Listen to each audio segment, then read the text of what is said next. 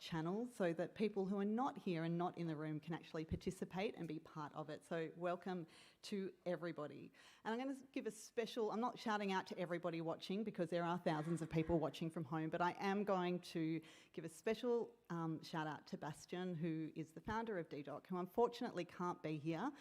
Bastian, we're going to do you proud, and I'm sure that he's taking a million notes at home right now that he will feed back to us after it's all over. Now, you may have seen there are some incredible signs around the place saying "Spare a Rose," and we are absolutely delighted that, and I'm just going to touch on this really quickly, the Spare a Rose for Ukraine campaign that was started at the beginning of March, an extension from the Spare a Rose Save a Life campaign that is a community initiative that's been running for the last 10 years. Spare a Rose for Ukraine has so far raised well over $170,000 from the community, which is just truly remarkable. And there is an extra $90,000 on top of that from corporate partners. So I would like to thank every single person who has donated, who has shared information about the campaign, who has spoken about it, and to those corporate partners. And so that I don't leave anybody else, I am going to read to say thank you to Medtronic, to Dexcom, to DiaBloop, to Insulin, and to community group Beyond Type 1 as well, who have also donated. What an incredible community this is. This is for the community, by the community, supporting people with diabetes who are affected by the war in Ukraine.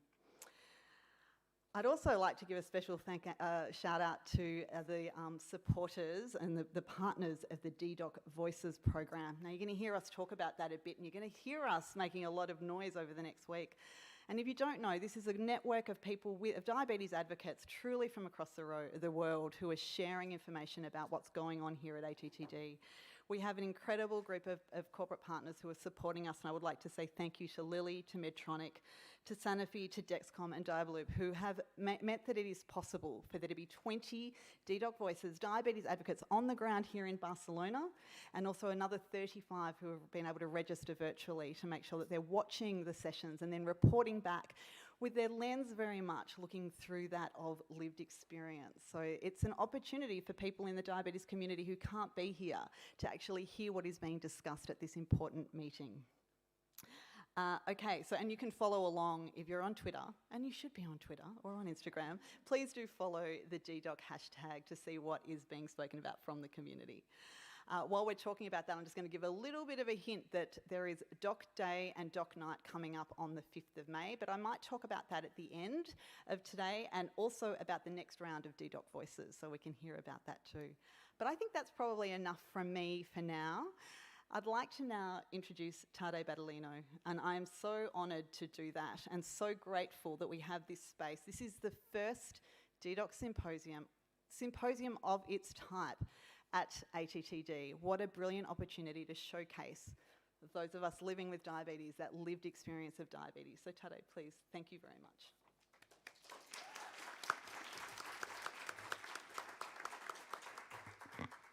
So a big hello to all of you, and particularly to Renza, who flew from a country that's not that close to Barcelona, one should say. And, you know, I really feel privileged that I can be here with you as a friend, because if you have two options when you deal with diabetes. You either make a relationship with people with diabetes, and then potentially you can do something, or you don't, and then you're a useless partner in diabetes. So I never particularly wanted to be useless, although happens anyway. So I tried very hard, actually, to build relationship with different people that, you know, had bad luck and got a disease, basically, that couldn't get rid of for the moment. And with this partnership, it goes faster. And the vision that remained here for 15 years of the ATTD is, of Moshe Philippe and myself, to speed up the process of whatever is good, whatever is discovered in diabetes is, you know, translated to people with diabetes to their advantage as soon as possible. There are too many barriers, too many things in between. And finally, unless whatever the very clever and, if you want, capable people discover. Unless it is accepted by people with diabetes, it doesn't work. And it took us the decades to understand this. So it's finally you that decide whether a therapy or a device or anything we so proudly offer is helpful or isn't. So for this reason, I think you are the most important community that we have at ATTD to finally tell us, look guys, you know, what you believe makes sense, or, you know, better skip it because, you know, it won't work. And you have to understand we are seriously interested in this feedback because, again, we simply want to be successful together with you. Finally, the ATTD is more and more interested also in the cure of type 1 diabetes. As you know, this field is finally changing. I hope I didn't overstate this situation. So perhaps, just perhaps, you know, we will also go together from all these therapies that some of them are successful towards cure and perhaps even prevention. And I really, really want you to stay with us for this because finally this will be, you know, perhaps the most important fight. And with this comes the population screening for type 1 diabetes that will not be an easy thing in many societies. Just imagine you have to tell people that have no signs of any disease, and most of them will never have diabetes, get a screening to get those that potentially, you know, will get the disease and could potentially be prevented. So we really have the community that you formed, have many, many important tasks in front to not just communicate in between us as we build, I hope, till now, but to communicate towards people with less troubles in their lives, to accept us and to understand that perhaps a little bit of burden on their side has a huge benefit for those that are perhaps a little bit less lucky in some aspects of life. With this, let me just thank you again very much for being with us and for this kind invitation to be allowed to talk to you. Thank you.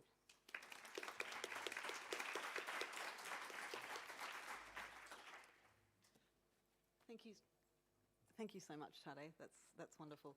It's so nice to be sitting here and to look out and see, well, two things. A sea of faces with masks, which makes me very, very happy, but also to see a room that is truly made up of the wonderfully diverse population that is here at ATTD, made up of, obviously, people with diabetes, part of our DDoc Voices program, but also there are some wonderful health professionals and there's industry in the room, there's researchers. This is the diabetes community, and it's just so truly wonderful to see everybody coming here to hear this today. So thank you for turning up. Now, before I introduce our first speaker, she's bought gifts, and I get to give them out. But hey, you're going to have to work for it. So we have 2 copies of Automated Insulin Delivery that was written by Dana Lewis, who is our first speaker. And you can win a copy if you're in the room. Sorry to our people watching from home just for now. But as I said, you have to work for it. We want to see you tweeting using the DDoc hashtag and the ATTD 2022 hashtag as well. I nearly said ATTD 2020. I am clearly living back 2 years ago before the world changed. ATTD 2022. And a photo so that we know that you're in the room, and we've got 2 copies to give away at the end of today's symposium.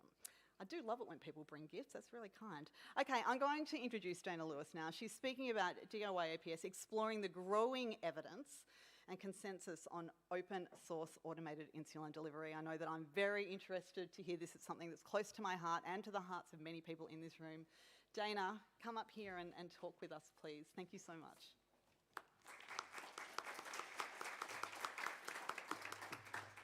Thank you so much, and thank you also to everybody for being here, and for those of you who are masking, we greatly appreciate it. I'm very excited to talk about automated insulin delivery. This is a technology that is near and dear to my heart.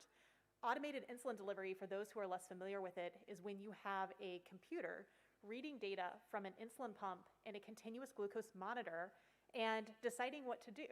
It does the same thing a person with diabetes will do, but it's a computer, so it can run the decisions about what to do, more or less insulin, every 5 minutes, or as often as it gets a glucose data point, and it doesn't go to sleep, it doesn't get lazy and round up or down, so it's very precise and efficient, and a very, very powerful technology, which I personally know because I built an automated insulin delivery system for myself back in 2014 and have been using it ever since. And we went from one person in the world using open source automated insulin delivery to now in 2022, there are probably dozens of people in the room and many thousands out online using automated insulin delivery. And there's in fact 3 different open source automated insulin delivery systems now in use. So you may have heard of OpenAPS, Android APS, or Loop, which are some of the systems in use. These systems are different. There's different devices, such as the pump, the CGM, the phone that people can use. There are different systems, like I said, OpenAPS, Android APS, and Loop. There's even different algorithms and feature sets. So people with diabetes can be supported with choices, which before we had open source automated insulin delivery, there was no commercial automated insulin delivery. So people with diabetes didn't have a choice. But now we have not just one choice, but many choices. And there's not just me using this technology, as I mentioned. So we went from 1 to many. And so now, over the course of years, we have an estimated more than 48 million hours of real-world lived experience with open source automated insulin delivery technology. This is really powerful because people don't make the choice to use AID technology once. They make this choice every single day to keep using it because, like me, they found that it works for them. And there is actually quite a bit of evidence and data, not just anecdotal N=1 data, but there are case studies on open source automated insulin delivery.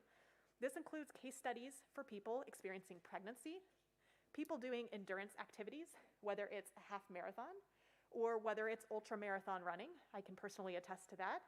And many other real world situations. People with diabetes aren't static. We don't sit in a box. We're all very different. We have different lifestyles, and open source automated insulin delivery is able to support that. There's also many retrospective studies, many of which have the same findings. Time and range improves from whatever you were using before to after with open source automated insulin delivery. Most people find a reduction in A1C, reduced hypo and hyperglycemia, sustained improvements in average blood sugar. So you don't just start to see an improvement and then stop, but it continues to improve over time as you use the system. And these findings also have been found in kids and pediatric populations as well as in adults. And also, in addition to these great glycemic outcomes, there's also findings showing that open source automated insulin delivery results in improved quality of life for people living with diabetes. And of course, there's an in silico study looking at one of the algorithms. There's observational studies looking at people in the real world using open source automated insulin delivery, and also some comparison studies comparing commercial and open source systems side by side. And there's also randomized control trial. There's an RCT called the CREATE trial that is finishing now, and the results will be presented at ADA 2022, so those results are forthcoming. And that's something that clinicians and researchers have asked for years. Okay, you're using this system. How do you know it works for anybody else? Well, I don't. But there are now studies and this whole body of evidence that shows it is safe and effective and works for a lot of people. But in addition to studies themselves, there's also now a consensus statement by an international group on open source automated insulin delivery. And this statement was designed by a group of 48 medical and legal experts. It's endorsed by over 9 national and international diabetes organizations with a focus on practical guidance on the safe and ethical use of open source automated insulin delivery. And can you imagine what they found? This statement endorses and supports that open source automated insulin delivery is a safe and effective treatment option, that the scientific evidence I just covered exists, and it has the potential to help people with diabetes, not only with glycemic outcomes, but to reduce the burden of living with diabetes. And they also point out something really important, which is it's important for healthcare providers and healthcare professionals to respect patient and caregiver autonomy and choice. As Dr. Battelino said, it's really up to people with diabetes to decide what works for them. And everybody's different. So some people will want automated insulin delivery. Some will want a commercial system. Some will want open source. Some may not want automated insulin delivery or an insulin pump. That's totally fine. But we absolutely need to respect patient and individual choice and work with patients to use what they have and get the best outcomes for each individual. And this consensus statement also points out that they believe healthcare providers have a responsibility to learn about all options, including open source automated insulin delivery. And it says if you're not familiar or you don't have resources, and by the way, there are resources, many of which are free, to consider cooperating with or referring to a different healthcare provider. If you don't feel equipped to cover and support a patient who's looking at open source, refer them to somebody who does have a little more experience with that. And also, I think another important point they made was it's important to have realistic expectations for you as the healthcare provider and for patients to understand what this technology can do and what it can't do. Unfortunately, it's not a cure. It's very, very helpful, but you still have to wear a pump, you still have to have a CGM, and then something with the algorithm, whether it's on the pump or on a separate mobile controller. So it's important for people to understand what it takes to use these systems successfully. And I just want to point out that this is a consensus statement technically on open source automated insulin delivery. But there's a couple of key statements in this statement that is actually about all automated insulin delivery that I think manufacturers of commercial systems and providers should be aware of. They suggest, and I agree, that all AID systems should fully disclose how they operate so people can understand how they work and can be enabled to make informed decisions about their care and their day-to-day activities. And that all users of AID systems should have real-time and open access to their own data. Right now, that's not true in all systems. It's true in the open source systems, but that's something we should see in all systems. And there's benefits and limitations to all AID systems, which includes commercial systems, as well as open source systems.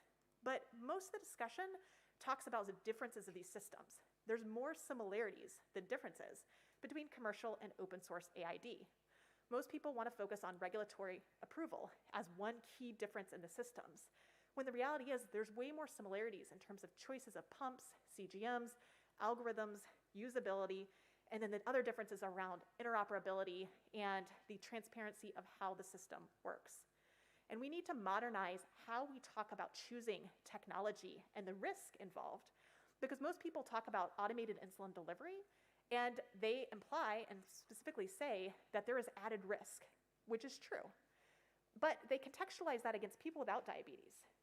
And you have to include the fact that people living with diabetes have increased risk because of our use of insulin every single day. And in fact, automated insulin delivery provides a net risk reduction in the challenges and the risks of living with diabetes. And this is the conversation we should be having, whether we're talking about open source or commercial AID. And we have to remember the elephant in the room, which Emma Klatman will also be talking about next, which is the cost and the ability for people to access insulin and diabetes supplies, which includes AID systems, pumps, and CGMs, and the components of AI systems. That's got to be a part of the conversation. The technology is here. We have scientific evidence for it.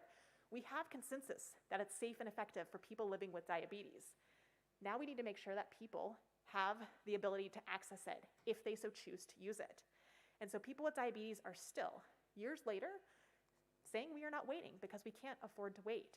And I just want to point out that Renza will be giving away 2 copies of the book in English, but it's also now translated into French for French-speaking folks. And so I'm excited that that's available online. There's a free English copy online, as well as a free French copy that you can download online or buy physical copies. But thank you so much for being here and your interest in diabetes technology.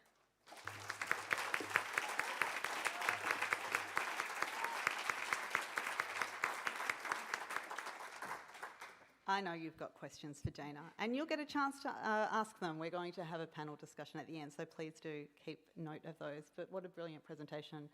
Thank you so much.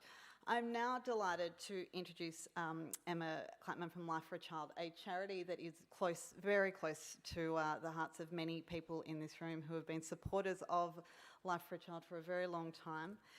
Emma's going to talk about access to diabetes care and specifically how it's a human right. So please come and take the microphone and the stand, and I'm really looking forward to this presentation. Thank you.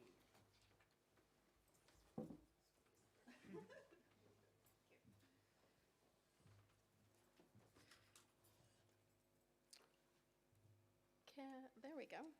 So good afternoon to you all. It is such a delight to be here in person, and on behalf of Life for a Child, I would like to express my deepest gratitude to DIDOC, particularly Bastian, and the force that he is, and thank you so much to Renza and my co-panelists. I'm really looking forward to the rich discussion today, and today I would like to say that what I wish we all knew is that access to diabetes care, wherever one may be in the world, is a human right. And I have no conflicts of interest. So my name is Emma, and I've worked with Life for a Child for 6 years.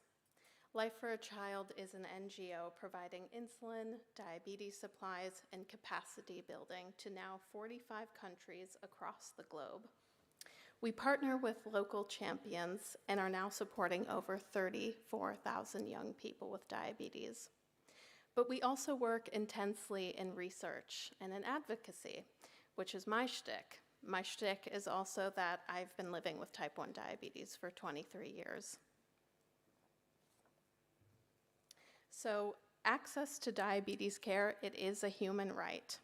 And to set the tone, I will pass to the United Nations Special Rapporteur, Dr. Tlaleng Mofokeng.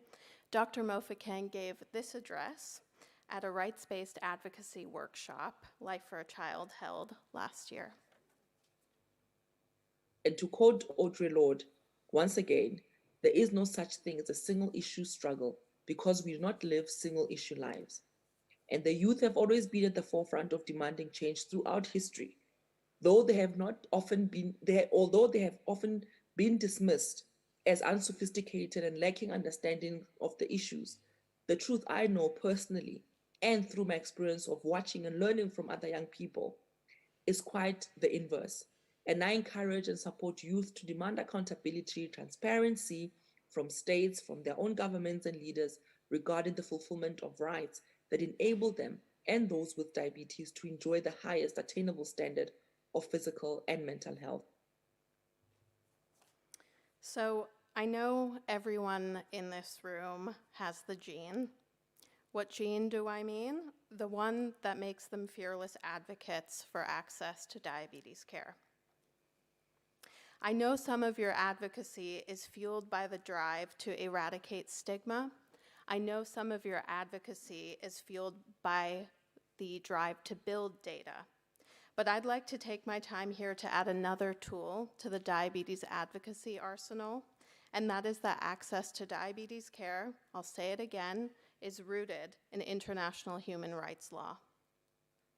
And this is as relevant as ever because still far too many living with diabetes across the globe cannot rely on their governments and health systems to keep them alive and thriving. The UN International Convention on Human Rights contains several pillars we believe are relevant to diabetes care. And so here are the 3 pillars, and I'd like you to just briefly scan over them. And while you're doing so, try to think about how this could apply to someone with diabetes. And so one way to view the relationship between access to diabetes care and human rights is depicted in this graphic here. And I'd like to express my gratitude to allies from Insulin for Life, Clan Child Health, and human rights lawyers Dr. Frank Brennan and Ms. Amy Hewson for co-developing this framework. And now while I can't predict how exactly you're all digesting this, but if you're anything like me before I had a grasp on the relationship between diabetes care and human rights, you might be thinking how obvious this all seems. So if access to diabetes care is an obvious human right, then why don't more people have access? Well, unfortunately, governments aren't plug-and-play systems who robotically make meaningful policy out of international norms, although ideally they should. And so they have to be reminded, they have to be nudged, they have to be pushed hard or very hard sometimes to do the right thing for people living with diabetes. And it's absolutely worth noting that while Life for a Child's advocacy concerns access to diabetes care in resource-limited settings, governments not fulfilling their obligations to ensure all people with diabetes have the highest attainable standard of health is not just a Global South issue. Indeed, other countries, though they may be further along in provision of advanced diabetes care, have similar struggles. You only need to look at Renza and how hard the Australian community fought to have CGM included in their health coverage. Indeed, this is not a single country or single country income stratification issue. What Life for a Child is concerned with regarding access to diabetes care as a human right focuses around access to affordable meters and test strips, and also insulin in less resourced countries. But of course, there are concerns around access to CGM, and then there is also stigma. But universal health coverage is another angle here. Many countries have committed to implement UHC programs, but not many of these include adequate provision or provision at all of insulin or blood glucose monitoring supplies. And as such, people living with diabetes are being left behind by global initiatives that fail to consider these particular needs. One of the ways that Life for a Child is nudging the diabetes ecosystem is that just recently we published a paper advocating that health policy and programs must prioritize the needs of those furthest behind towards equity, and that these initiatives must include meaningful participation of non-state actors. We also organized a virtual workshop on understanding the rights-based approach, and we had many participants join from the African continent. The workshop saw a strong community of practice develop, where participants learned from the experiences of others and how to integrate these approaches into their advocacy. We're also in the process of organizing follow-on workshops and sustainable initiatives. We're also nudging the ecosystem by showing that investing in intermediate type 1 diabetes care is actually cost-effective for our governments and health systems. And by no means is Life for a Child alone in this space. We have been encouraged and motivated by the brave work of collaborators around us. This includes T1 International's collaboration with the Human Rights Watch report and the development of the Rights of the Child Living with Diabetes flyers. This also includes the T1D Index project, which will be able to estimate incidence, prevalence, and mortality of type 1 diabetes in all countries at all ages. And I would also just like to say how personally important I think the IDF guide to data-driven advocacy is. We can have the most robust tools out there, but if we don't understand how to use them and aren't encouraged and also equipped to understand them, then how effective are they and who are they really for? I could talk on this subject for hours, but my key messages for you is that your voice matters. But I know that advocacy is not glamorous. It is arduous, it is long, and sometimes thankless and challenging to find inroads to those who can enact change. But each bit of fighting matters. It takes time to create long-lasting change. So we at Life for a Child will continue doing what we're doing, and I want you to know that your advocacy is bolstered by legal norms. And to our allies, be they healthcare professionals, industry leaders, and policymakers, let's keep finding ways to ensure meaningful cross-collaboration on this vital topic. So thank you all, and please get in touch. Thank you.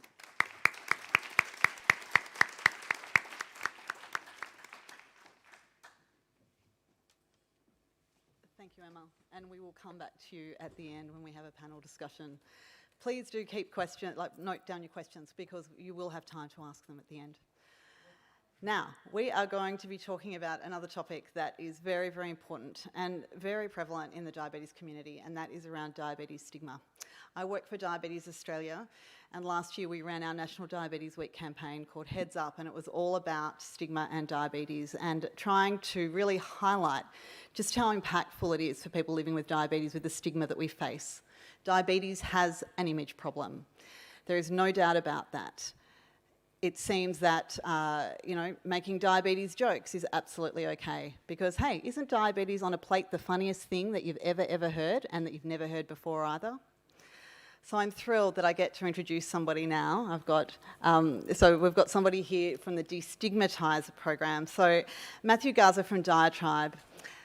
diaTribe has been just such a brilliant advocate around diabetes and stigma, and just a couple of months ago launched Destigmatize. It is a website dedicated to this issue, and if you haven't checked it out yet, please do after the symposium, of course.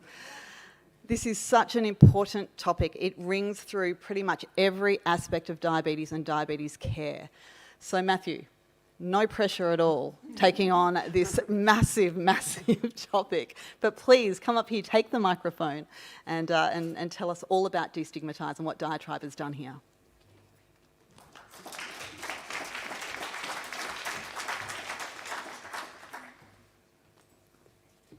Thank you so much, Renza. Thank you also to Emma and Dana for allowing me to be on this panel with you all. Hi, everyone. My name is Matthew Garza, and I work for the diaTribe Foundation.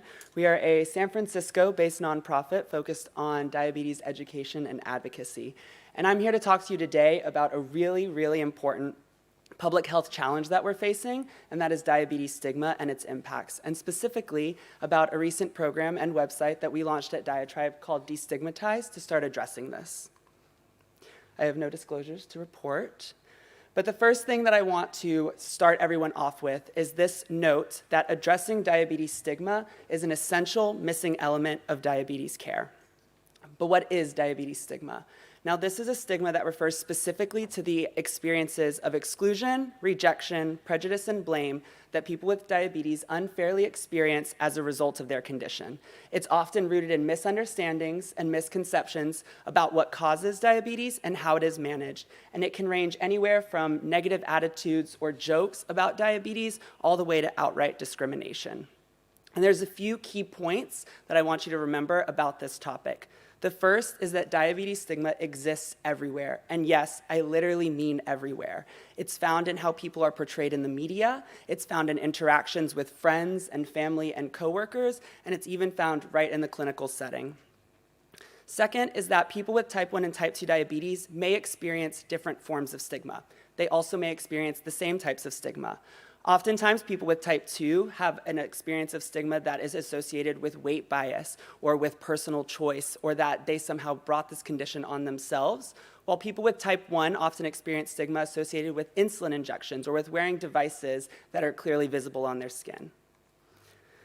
But in that, stigma is also prevalent within the diabetes community. And though it may be an uncomfortable subject to talk about, it's true that sometimes unconsciously trying to distance oneself from certain stigmas associated with diabetes may in turn be putting that stigma back on the community.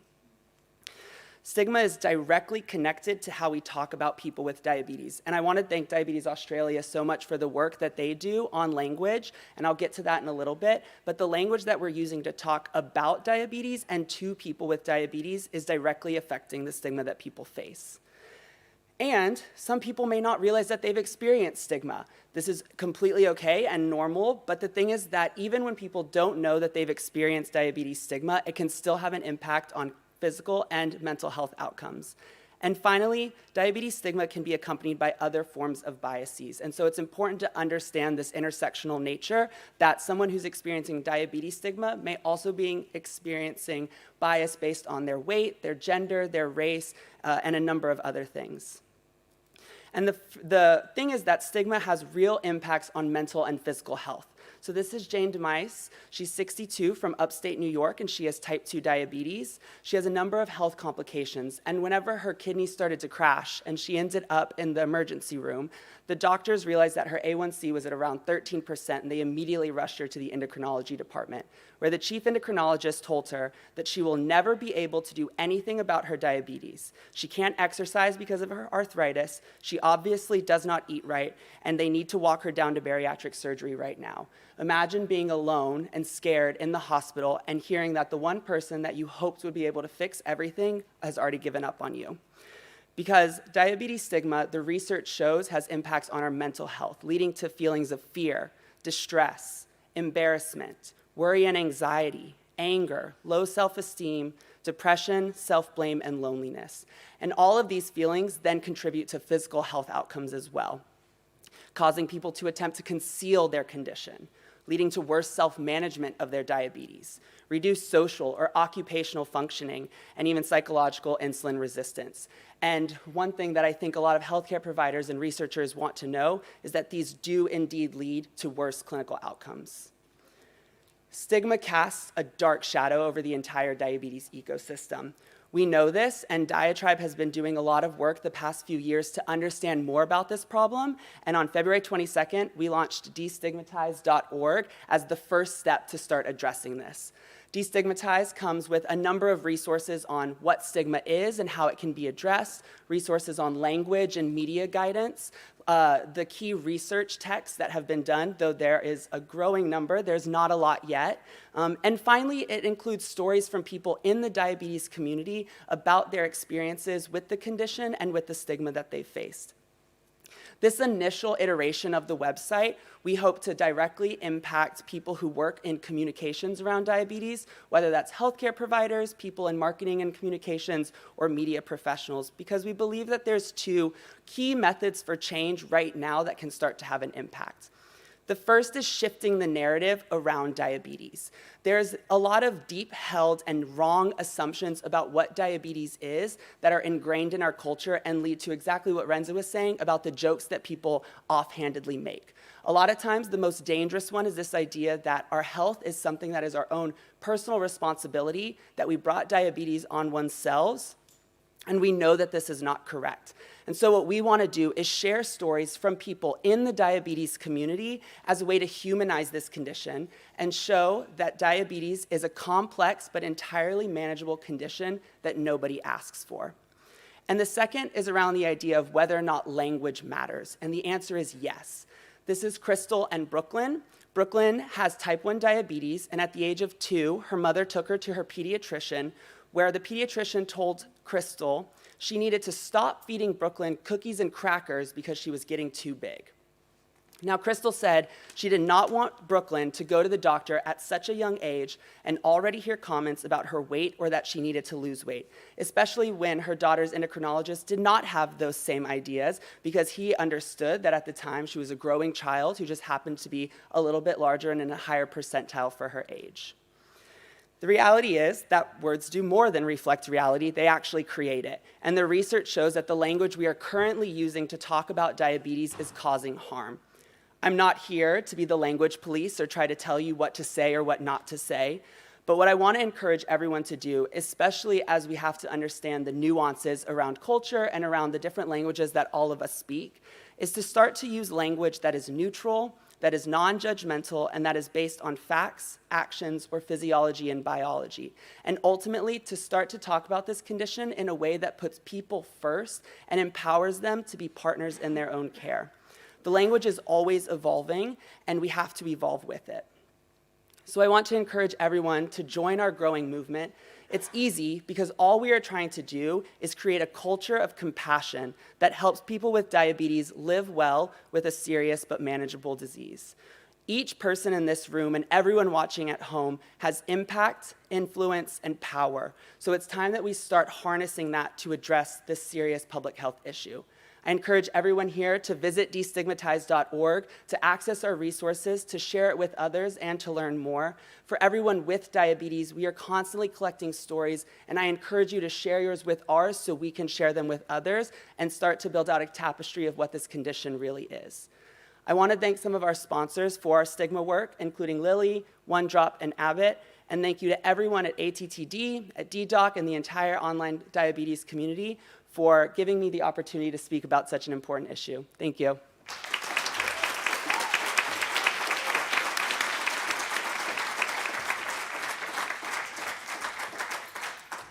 How amazing. Oh, Sorry about that. that's right. Thank you.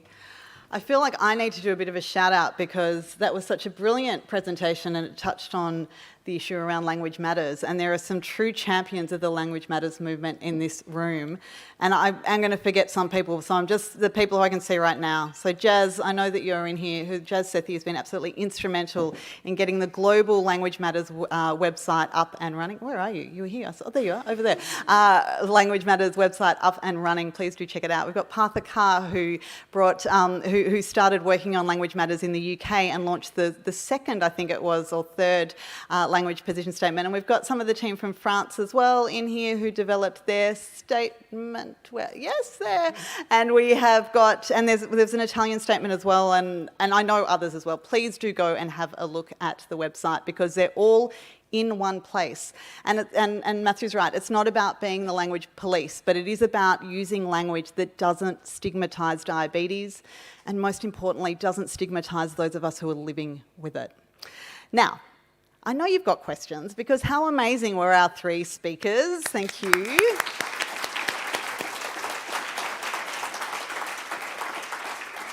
And there's no need to be shy. You can use the microphones. You can even just shout out from where you are and we will take those questions. So as you're all scurrying quickly to the microphones, because really don't lose this opportunity. We've got 20 minutes to have a discussion.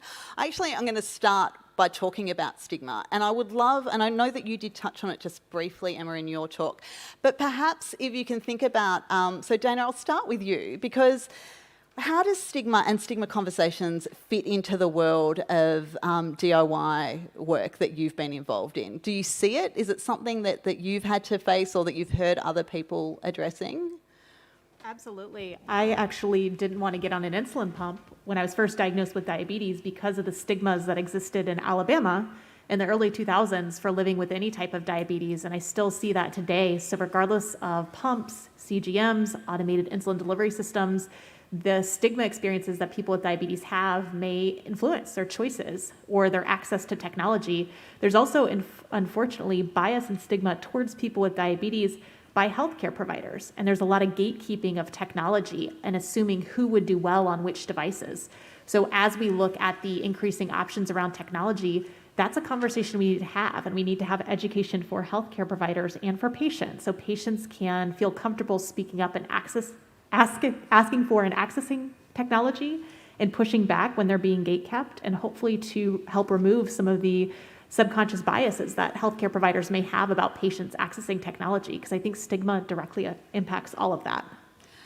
Have a look this week and see if you notice at any of the sessions where there is talk about patient suitability to a certain technology. Because I find that that's a really interesting way of framing it. Because for me, is the technology suitable for the person with diabetes? Rather than the person needing to fit into the model, I guess, that is there to say, yep, they tick those boxes. Just have a look, because I bet that it will come up this week. It's something that usually happens when we're talking about diabetes tech. Emma, is there something more that you can touch on perhaps around what sort of stigma you're hearing? And I think that this is something really important because often, I guess, in some of the under-resourced countries that you're working in, it's a different sort of stigma perhaps to what we might be hearing elsewhere. Well, it brings me no pleasure to say that stigma, is very universal. And, some of the things that Matthew was describing, happens in many less resourced countries. But one thing I think that is very unique to the stigma and having diabetes in a less resourced country cocktail is that stigma, can impact even lack of access to diagnosis or lack of access to sustained care. And I think especially in some regions, particularly in South Asia, being a girl with type 1 diabetes is a particularly dangerous cocktail.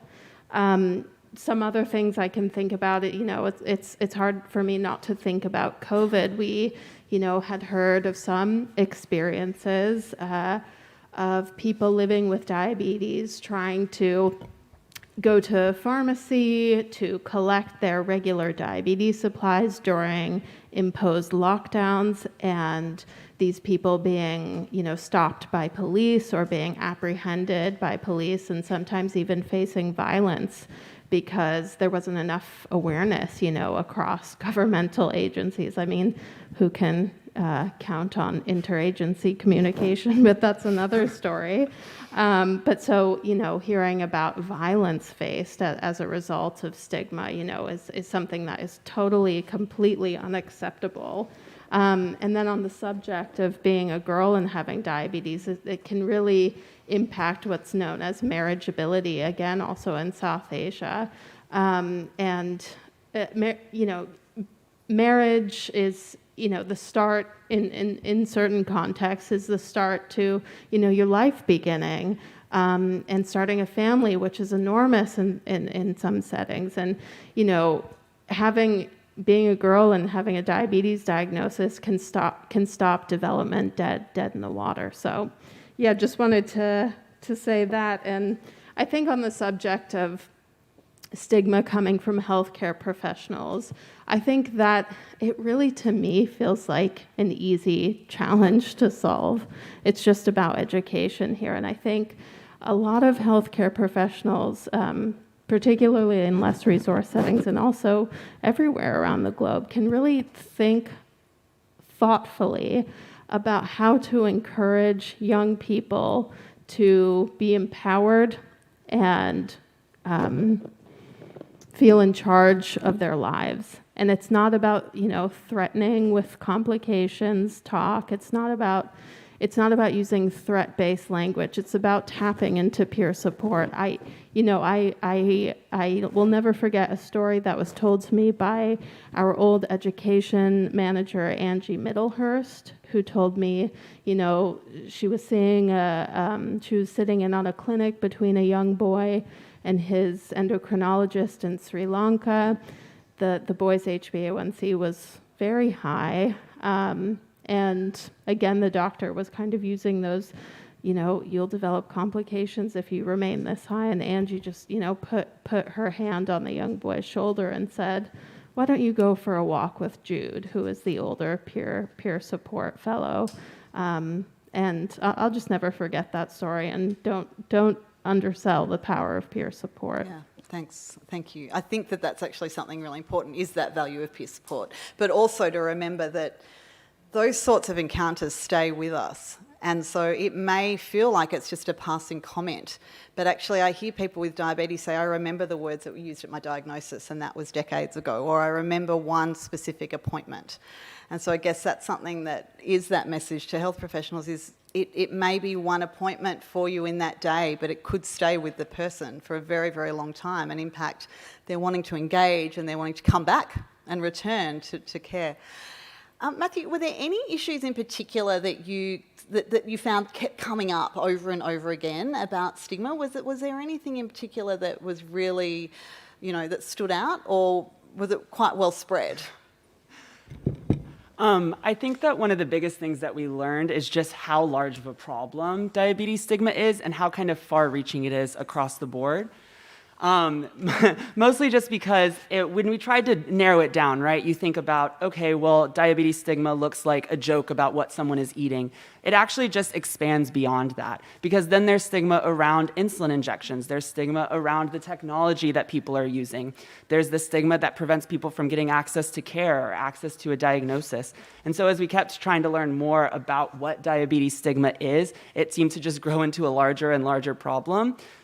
That's not to scare anyone. It's a large problem because it's just there's not enough people working on it yet. And so that's part of why I'm so glad that I had the chance to speak on behalf of diaTribe about this issue, because it's time that we start putting together all of our resources to address this in whatever way that we can. We think that language is one way that we can start out doing that, because right now the research on diabetes stigma has been so focused around language. but we expect that this movement will continue to grow. And I wanted to mention one other thing, which is just the idea around the healthcare provider stigma in particular, because a lot of times when we were talking to people in the diabetes community, this is where it came kind of consistently back up. And the idea is that while a healthcare provider may see hundreds of patients every week, and they're spending maybe 15 or 20 minutes with a patient at a time, that the person with diabetes, that is their one interaction with you in the 3 months or 6 months. And even though that might not necessarily stick with you because you're having a similar conversation over and over again, it absolutely sticks with the person who has diabetes. And those words matter. And it's not about saying that you said the right thing or not the right thing, but it's about really making sure that you're empowering the people that you're treating to be partners in their care, that the person with diabetes is the one who's actually managing this condition on a day-to-day basis. And so we want to make sure that they are able to do that with the support of their healthcare provider. I just think it's such a large problem, but it's definitely one that I think that we're able to start addressing, so it's time we get to work. Yeah, thank you. And we do have a question here. Hi, it's not a question, actually just a resource I'd like to share. And I'm Zoe Heineman, I'm with DIYAPS. Also have type 1 diabetes. I'm a volunteer for the ADA.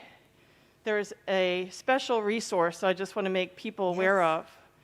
If you're a person with diabetes that's been excluded or left out or denied of something that you feel was just wrong, and you think there may be a legal issue and you're looking for guidance, there's a legal advocacy committee with the ADA, which is a free resource if someone reaches out. Some of the things that we hear about are people being discriminated against at work in language or identified at work as having diabetes when they shouldn't be.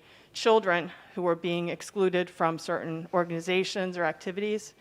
And the Legal Advocacy Committee of the ADA comes up with solutions and plans and helps the people with diabetes figure out what they need to do in order to overcome the stigma or the exclusion that they may be facing in their lives. Thank you.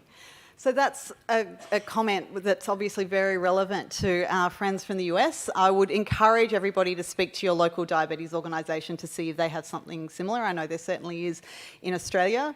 And if they don't, ask them why not and see what they're going to do to set one up. Because it is, there is real weight when it is a diabetes organisation who is able to provide that sort of support and that sort of information and that sort of resource.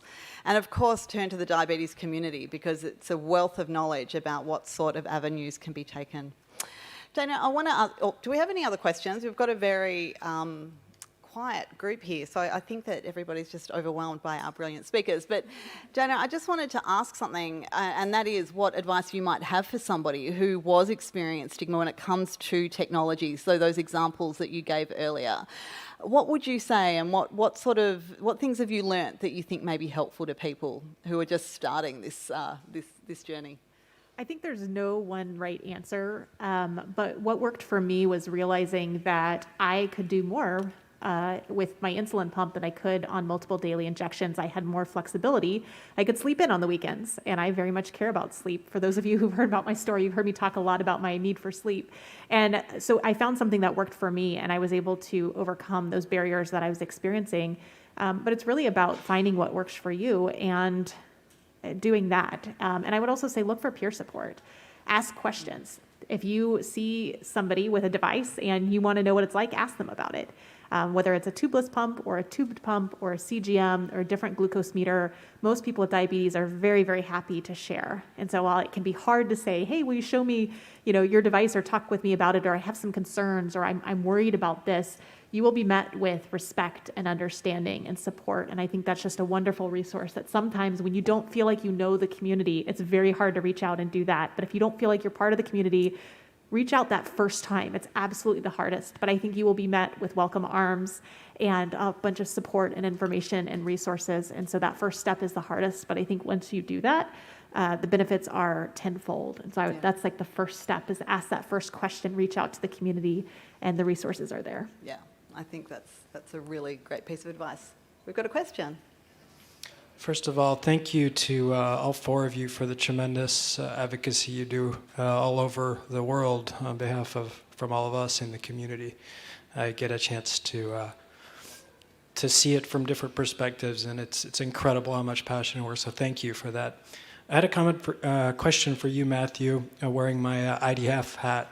I'm Kyle Jacques Rose with IDF and wearing a few other hats today, but I was lucky enough to be part of your innovation lab when you guys decided to do the Destigmatize campaign. I think it's really relevant to where we are here in a technology conference in order to get access to that technology for people with diabetes. Would you be able to, I think, just describe a little bit that exercise? And it was a tremendous exercise. It involved so many people. It was US focused. How could we bring that more international is my question and align with you. I think that, it was a little close. I think that one of the things that we're actually really starting to think about at diaTribe right now is when we launched Destigmatize, and when we were first starting to think about stigma in general, we were doing it from a very American lens because there weren't necessarily centralized resources. There wasn't a lot of research on diabetes stigma in the US, and it's still a growing body of resource. But once we launched Destigmatize, we immediately started hearing from more global leaders about how important of a subject this is worldwide. And it really started to motivate us to try to figure out what can we do to kind of take this a little bit more internationally. I think that we're still trying to figure that out a little bit. But one of, I think, the key things is going to be getting the funding and starting to actually put money behind research on this subject. Until we can really have a breadth of knowledge around what stigma looks like across the world and what interventions actually work to start addressing that stigma, we're not going to be able to start implementing those interventions. So I think that that's the first step. And the second step that I think specifically is around language, is starting to understand what sort of guidance that we can give to people who communicate about diabetes, whether that's like marketing and communications or media professionals, but also to healthcare providers worldwide, that isn't as simple as kind of don't say diabetic, say a person with diabetes, but that actually gets into the more of the nuances of how language is delivered to understand that what we're trying to do is just focus on saying things that empower people, that put people first, that focuses on the facts, the actions, the biology of it, and not the kind of comments about whether or not they were able to control or adhere to a recommendation that a healthcare provider gave. As we start to kind of, I think, get a little bit more into the global recommendations that we can make, I think that that's going to be kind of a key step, only because language is what seems to be getting a lot of traction right now. And as we're seeing more language matters consensus statements coming out in other countries, it's where I think there's a lot of energy. I hope that answered your question a little bit. Thank you. We're going to need to wrap it up, but before we do, I have a couple of things. Well, firstly, where's Lorena? You can come and grab a book. Yes! Woo.